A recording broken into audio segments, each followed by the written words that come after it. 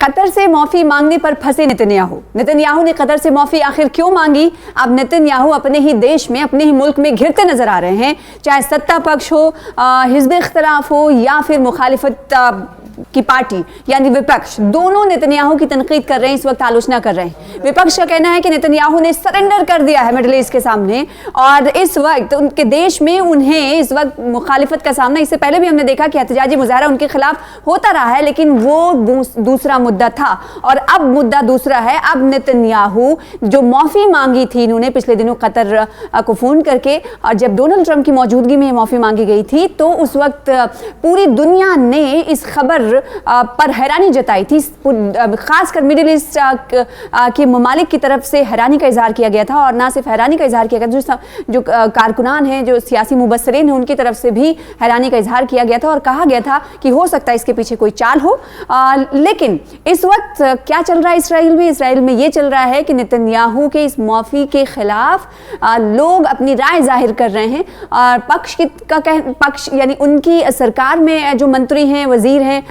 उनकी तरफ से भी तनकीद की जा रही है नेतन्याहू की। और दूसरी तरफ जो अपोजिशन पार्टियां हैं उन्होंने तो कह दिया यहाँ तक कि नेतन्याहू ने सरेंडर कर दिया है। तो नेतन्याहू की माफ़ी से इजरायली मीडिया इस वक्त हैरान है और कहा जा रहा है कि ये फ़ोन कॉल अमेरिकी राष्ट्रपति डोनाल्ड ट्रंप की रिक्वेस्ट पर की गई थी। ये माफ़ी दो ही चीज़ों की ओर इशारा करती है, ये तो या तो ये इसराइल का शर्मनाक सरेंडर है, आत्मसमर्पण कर देना है, या फिर टेबल पर कोई बहुत गंभीर समझौता रखा गया है।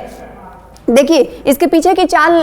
को भी समझने की कोशिश की जा रही है कि हो सकता है कोई ऐसी बात, ऐसी शर्त, ऐसा समझौता रखा गया हो जिसे पिन्हा रखा गया है, जिसे छुपाया गया है, जिसकी जानकारी नहीं दी गई है, क्योंकि इतनी आसानी से वो देश इसराइल जो दबंगई के लिए जाना जाता हो, एक वक्त में 7 से 8 मुल्कों से लोहा लेने की तैयारी करता हो, फिर लोहा की तैयारी करता हो, बल्कि एक्शन करते हुए दिखाई देता हो, दूसरे ममालिक पर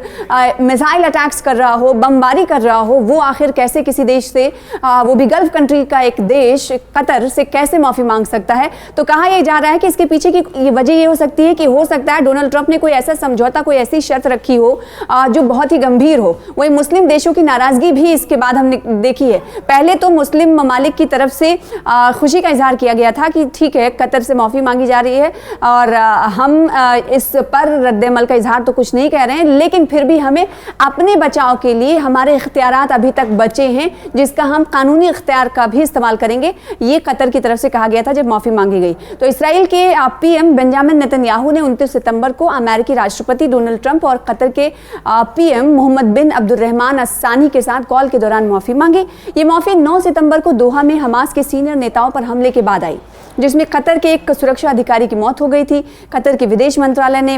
वज़ारत ख़ारजा ने कहा कि 29 सितंबर को व्हाइट हाउस में ट्रंप और नेतन्याहू की मुलाकात के दौरान अस्सानी को कॉन्फ्रेंस कॉल की गई। नेतन्याहू ने फ़ोन कर कतर से माफ़ी मांगी। ये कोई आम बात, सामान्य बात नहीं है कि इसराइल या नेतन्याहू ने मिडिल ईस्ट के किसी पीएम से माफ़ी मांगी है, मिडिल ईस्ट के किसी कंट्री से माफ़ी मांगी हो। इससे पहले एक वाक़या यहाँ पर याद आता है कि इससे पहले 2010 में नेतन्याहू ने गज़ा में मदद के लिए जा रहे तुर्की के मावी मारमारा फ्लोटिला पर हमले के लिए तुर्की से माफ़ी मांगी थी। और जो सियासी मुबस्सरीन हैं, सियासी जानकार हैं, वो मानते हैं कि कतर पर हमले के बाद नेतन्याहू इंटरनेशनल दुनिया में आलमी सतह पर अलग थलग पड़ गए हैं, जैसा कि इजहार इसका करते हुए खुद इसराइल नज़र आए। इसराइली वज़ीर आज़म बेंजामिन नेतन्याहू ने खुद ही कहा था कि हमें आइसोलेट होने के लिए तैयार रहना चाहिए, क्योंकि अब हम ऐसी ही प्रक्रिया होती हुई सामने दिखाई दे रही है। मंजरनामा जो है इसराइल को लेकर वो तब्दील होता हुआ नजर आ रहा है। अब किन किन वजूहात की वजह से, किन किन वक्त पर मंजरनामा तब्दील हुआ है आलमी सतह पर, वो आप एक के बाद एक इस वीडियो के जरिए वो परत खोलेंगे, जिसे आप देखते आए हैं और जानते आए हैं। आपने देखा होगा कि जब आलमी सतह की कॉन्फ्रेंस दोहा में आनन फानन में बुलाई गई थी, तो अलग अलग ममालिक के वज़ीर ख़ारजा इसमें शामिल हुए और कहा गया कि अब वक्त आ गया है कि इसराइल के ख़िलाफ़ एक्शन लिया जाए। और इसके बाद ही एक डिक्लेरेशन पास हुआ था, समझौता पास हुआ था सऊदी अरब और पाकिस्तान के बीच में। दोनों ने कहा था कि अगर एक पर हमला होगा तो दूसरे पर माना जाएगा। और फिर हमने देखा कि कतर संयुक्त राष्ट्र में जब नेतन्याहू ने अपना संबोधन शुरू किया था, खिताब शुरू किया था, तब ज़्यादातर देशों के जो मंदुबीन थे, जो कारकुनान थे, वो उनके खिताब का बायकॉट करते हुए हॉल से बाहर निकल गए थे, जिसकी खूब चर्चा हुई थी और सुबकी भी हुई थी। नेतन्याहू को कहीं ना कहीं कहा जा सकता है कि पशेमानी का सामना करना पड़ा था और वो जो खीज थी वो नेतन्याहू के चेहरे पे उस वक्त दिखाई दे रही थी। 8 मुस्लिम ममालिक, जिसमें अरब देशों मिस्र, जॉर्डन, कतर, सऊदी अरब और साथ ही साथ यूएई, यूनाइटेड अरब अमीरात, तुर्की, इंडोनेशिया और पाकिस्तान ने एक मुश्तरका बयान जारी कर ट्रंप का जो पीस डील की हिमायत के हवाले से उन्होंने हिमायत की थी और उस पीस डील को गजा के हवाले से और इसराइल के हवाले से जब पेश किया तो उस पीस डील को कहा गया कि 21 नुकाती इस एजेंडे पर शर्त हम रख रहे हैं। हमास जो है, सबसे पहली शर्त यह है कि उसको हथियार छोड़ना पड़ेगा, सरेंडर करना पड़ेगा और एक ऐसी वो फौज बनाएंगे जो गजा में जाके पूरा स्टेबलाइजेशन की जिम्मेदारी वो लेगा, जिस पर कतर के सीनियर लीडर की तरफ से कहा गया कि जब अभी तो हम इनके इस 21 नुकाती तजवीज़ को पढ़ रहे हैं और आने वाले दिनों में हम इस तजवीज़ को मंजूर नहीं करेंगे। हालांकि अभी बाज़ाब्ता तौर पर कतर ने कुछ ऐलान नहीं किया है, इस हवाले से कोई राय जाहिर नहीं की है, लेकिन कहा गया कि जो शर्तें रखी गई हैं 21 नुकाती तजवीज़ की, वो मानना नामुमकिन लग रहा है। और उस वक्त हमने देखा था जब ये तजवीज़ डोनाल्ड ट्रंप की तरफ से इसराइली वज़ीर आज़म की हामी के बाद कतर के वज़ीर आज़म अस्सानी के सामने रखी गई थी, तो कतर ने कहा कि हमने ये तजवीज़ हमास को रवाना कर दी है और हमास के बाद ये थोड़ा सा रिएक्शन इब्तदाई तौर पर उनका सामने आया था। और उसके बाद हमने देखा था कि जो 8 ममालिक, जैसे कि हमने कहा कि मुश्तरका तौर पर एक बयान जारी कर मुस्लिम ममालिक, गल्फ़ कंट्रीज़ के 8 ममालिक ने मुश्तरका तौर पर एक बयान जारी किया और उस बयान में कहा कि हम इस योजना का, जो पीस डील की एक योजना बनाई गई है, उसका समर्थन करते हैं, हिमायत करते हैं। लेकिन उसके बाद हमने देखा कि थोड़ी सी रद्दोबदल हुई। अब रद्दोबदल क्यों हुई है ये भी आपको बताना ज़रूरी है। लेकिन अब ये जो इस्लामिक कंट्रीज़ हैं उनकी तरफ से कहा गया है कि इस समझौते में, यानी 21 नुकाती जो तजवीज़ पेश की गई है, अब इस समझौते में बिना चर्चा के बदलाव कर दिए गए हैं। कतर ने अब फिर से इस समझौते पर चर्चा की मांग की है। अमेरिकी राष्ट्रपति डोनाल्ड ट्रंप की 21 सूत्रीय 21 नुकाती मांग जो है गजा पीस प्लान को लेकर दुनिया भर में उम्मीदें जगा रही थी और इस पर अब इसराइल ने सहमति जताई और पाकिस्तान और कतर समेत 8 मुस्लिम देशों ने 30 सितंबर को इसकी हिमायत की थी, जैसा कि अब से कुछ देर पहले हमने आपको बताया। लेकिन अब पर्दाफाश हुआ है कि समझौते के आखिर वक्त में ट्रंप और नेतन्याहू ने पहले से तय शर्तों में बदलाव कर दिया। अब जब बदलाव किया तो इसकी जानकारी इस्लामिक ममालिक को मिली, इस्लामी ममालिक को मिली, तो इस्लामी ममालिक ने कहा कि इस तजावीज़ को आगे बढ़ाने से पहले से हम उससे पहले एक चर्चा चाहते हैं। फिलिस्तीनी संगठन हमास को जो प्रस्ताव पेश किया गया था उसमें ये बदलाव इसराइली प्रधानमंत्री बेंजामिन नेतन्याहू के मुदाखलत के बाद किए गए हैं। ऐसे में अब कतर, जो हमास के साथ सालसी का किरदार अदा कर रहा है, इन बदली हुई शर्तों पर फिर से चर्चा की मांग कर रहा है। अमेरिकी मीडिया आउटलेट के मुताबिक कहा गया है कि नेतन्याहू की मुदाखलत की वजह से हमास के सामने अब जो समझौता है वो अमेरिका और अरब ममालिक के एक ग्रुप के जरिए पहले से तय किया गया था, वो समझौते से काफ़ी अलग है। उधर गजा पीस प्लान के तजावीज़ में बदलाव के जो इल्ज़ामात ऐसे समय में लगे हैं जब अमेरिकी राष्ट्रपति डोनाल्ड ट्रंप ने हमास को 3 से 4 दिन की समय सीमा दी है। देखिए, इस तजावीज़ पर अमल कर रहे हैं आप, हाँ या ना में, या फिर आपकी राय क्या है? 3 से 4 दिन का अल्टीमेटम राष्ट्रपति डोनाल्ड ट्रंप की तरफ से, प्रेसिडेंट डोनाल्ड ट्रंप की तरफ से हमास को दिया गया है और उस बीच अब कतर ये कह रहा है कि हमें इससे पहले चर्चा की ज़रूरत है, हमें बातचीत करनी होगी, क्योंकि लास्ट मिनट में इसराइली वज़ीर आज़म PM बेंजामिन नेतन्याहू से बातचीत कर इसमें कुछ रद्दोबदल किए गए हैं, लिहाजा हमें इस पर बातचीत करनी है। अब देखना ये होगा कि 3 से 4 दिन का अल्टीमेटम और दूसरी तरफ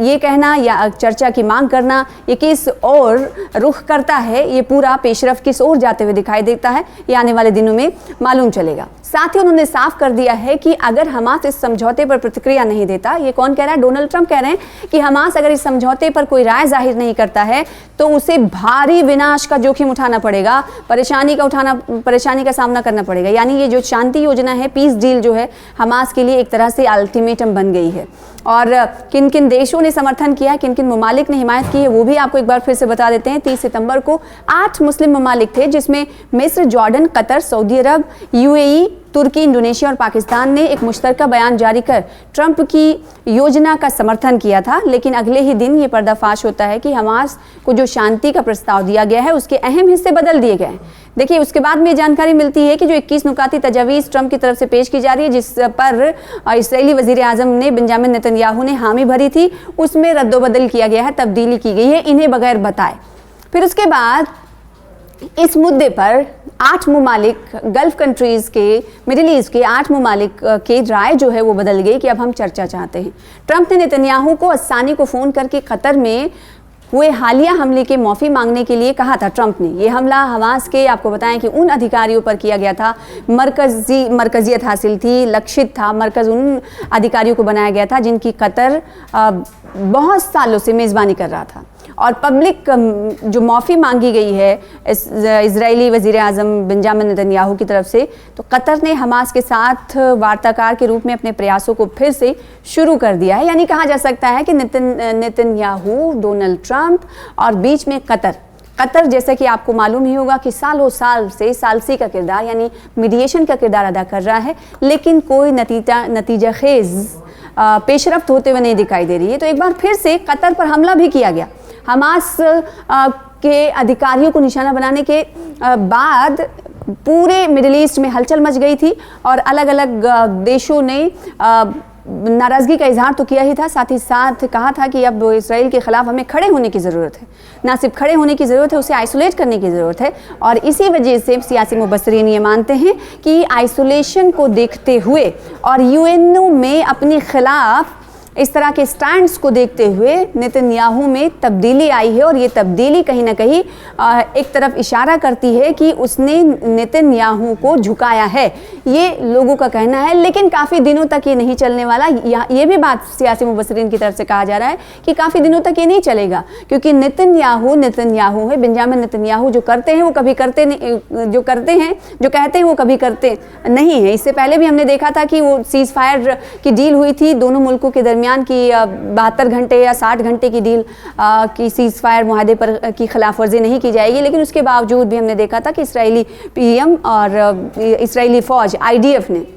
हमला किया था फ़लस्तीनियों पर, गज़ा पर हमला किया। तो उस हम अभी भी इस वक्त यहाँ तक कि ये भी यहाँ पर बताना ज़रूरी है कि इस वक्त जब डोनाल्ड ट्रंप 21 नुकाती एक एजेंडा पेश करते हैं, तजावीज़ पेश करते हैं दोनों के दरमियान ताकि पीस डील हो जाए, उस वक्त भी बमबारी इसराइल लगातार गज़ा और फ़लस्तीन पर करे हुए है। जहाँ दुनिया ये कह रही है कि माफ़ी मांगा गया, उससे हैरान हो रही है, दूसरी तरफ इस पर काम करने की बात हो रही है, तीसरी तरफ हमने देखा है कि अल्टीमेटम भी हमास को दिया गया है डोनाल्ड ट्रंप की तरफ से, और चौथी पेशरफ्त ये कि इसराइल नहीं रुक रहा है, लगातार बमबारी जारी रखे हुए। अब देखना होगा कि जो पीस डील की तजावीज़ रखी गई हैं डोनाल्ड ट्रंप की तरफ से, उसके क्या नतीजे सामने आते हैं, ये देखने वाली बात होगी। हमास क्या कुछ कहता है और इस सालसी के किरदार में कतर कितनी अहम भूमिका निभा पाता है, इस पर नज़रें बनी हुई हैं।